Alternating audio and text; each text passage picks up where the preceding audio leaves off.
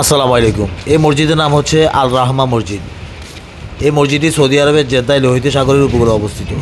বিশ্বের প্রথম ভাসমান মসজিদ হিসেবে পরিচিত, যা এর অনন্য স্থাপত্য এবং পানির উপর ভেসে থাকার অনুভূতির জন্য বিখ্যাত। 1985 সালে নির্মিত এই দৃষ্টিনন্দন মসজিদটি ফ্লোটিং মস্ক বা ফাতেমা আল জোহরা মসজিদ নামে পরিচিত, যেখানে প্রায় 2300 মুসল্লি একসাথে নামাজ আদায় করতে পারেন। এই মসজিদটি জেদ্দা কর্নিশের উত্তর প্রান্তে লোহিত সাগরের উপর পিলারের উপর নির্মিত হয়েছে।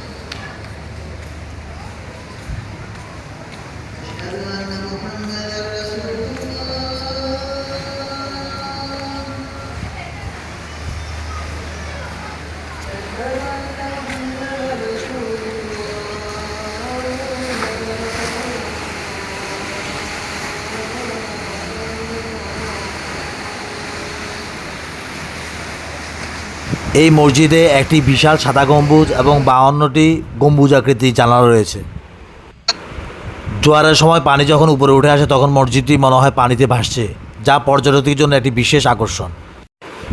এখানে নারীদের নামাজের জন্য আলাদা জায়গা রয়েছে এবং এর সামনে প্রায় 5000 বর্গমিটারের মতো বিস্তৃত খালি জায়গা রয়েছে। এই মসজিদের নির্মাণশৈলী খুবই চমৎকার। এই মসজিদে রয়েছে 56টি রঙিন কাচের জানালা, যা দিনের আলো ভিতরে প্রবেশ করে এক অভাবনীয় সৌন্দর্য ফুটে ওঠে। শুধু ধর্মীয় কারণে নয়, পর্যটকদের কাছেও এটি অত্যন্ত জনপ্রিয়।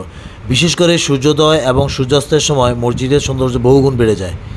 অমুসলিম দর্শনার্থীরাও নামাজের সময় ছাড়া অন্য সময়ে মসজিদে স্থাপত্য দেখার জন্য ভেতরে যাওয়ার সুযোগ পায়।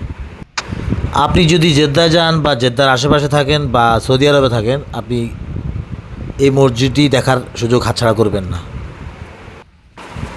কষ্ট করে দেখার জন্য সবাইকে ধন্যবাদ। দেখা হবে পরবর্তী কোনো ভিডিও নিয়ে। সেই পর্যন্ত সবাই ভালো থাকুন। আসসালামু আলাইকুম।